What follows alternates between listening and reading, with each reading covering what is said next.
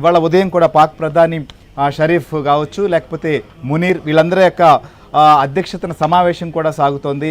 అణ్వాయుధ ప్రయోగానికి కూడా సిద్ధమవుతాం అనేటువంటి ఒక బెదిరింపులకు పాల్పడుతుంది. ఎలా చూడాలి అంటే ప్రస్తుతం భారత్ అటాక్ను తట్టుకోలేక ఈ రకమైనటువంటి ప్రయత్నం చేస్తుంది అనుకోవచ్చా, లేదా ఇలాంటి ప్రకటనలు చేసి మరింత కవ్వింపు చర్యలకు దిగుతోందా, లేకపోతే ఏంటి అసలు పాకిస్తాన్ వ్యూహం?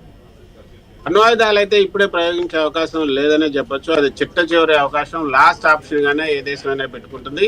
ఇప్పుడే అణ్వాయుధాలకు సంబంధించినటువంటి డెసిషన్ మాత్రం ఇటు పాకిస్తాన్ ఏమాత్రం కూడా ముందుకెళ్లే అవకాశం లేదు. ఎందుకంటే అణ్వాయుధాలను ప్రయోగిస్తామని చెప్తుంటే ఇప్పుడు మిగతా దేశాలు ఏవైతేనే ఇప్పుడు సాయం చేస్తామని చెప్పి ముందుకు వస్తున్నటువంటి దేశాలు అవన్నీ కూడా మళ్ళీ వెనక్కి తగ్గే అవకాశం ఉంటుంది. సో అణ్వాయుధాల గురించి మాత్రం ఇప్పుడిప్పుడే వాళ్ళు మాట్లాడరు. వాళ్ళ దగ్గర ఉన్నటువంటి అస్త్రాలన్నీ అయిపోయిన తర్వాత, వాళ్ళ దగ్గర ఉన్నటువంటి ఫోర్స్ అంతా కూడా అయిపోయిన తర్వాత ఇక చేతులు ఎత్తేసే సమయంలో చివరికి ఇంకా ఏమీ చేయలేక అణ్వాయుధాల వాడకానికి వస్తారు. కానీ ఇప్పుడిప్పుడే అణ్వాయుధాల గురించి మాత్రం ఏమాత్రం మాట్లాడరు. అది కనుక మాట్లాడితే వాళ్ళకి రావాల్సినటువంటి నిధులు కూడా ఆగిపోతాయి.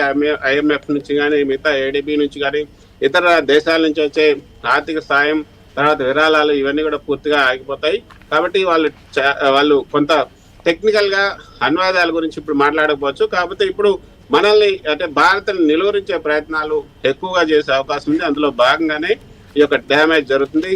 కొలెటరల్ డ్యామేజ్ అయితే చాలా ఎక్కువగా జరుగుతుంది. అక్కడ సరిహద్దు రాష్ట్రాలు, సరిహద్దు ప్రాంతాల్లో ఏవైతే ఉన్నాయో వాళ్ళు అసలు విచక్షణ రహితంగా కాల్పులు జరపడం, తర్వాత ఫిరంగులతో దాడులు చేయటం, క్షిపణులతో దాడులు చేయటం ఇవన్నీ కూడా ఎక్కువగా జరుగుతున్నాయి. కాబట్టి దీన్ని మనం చూడాలి.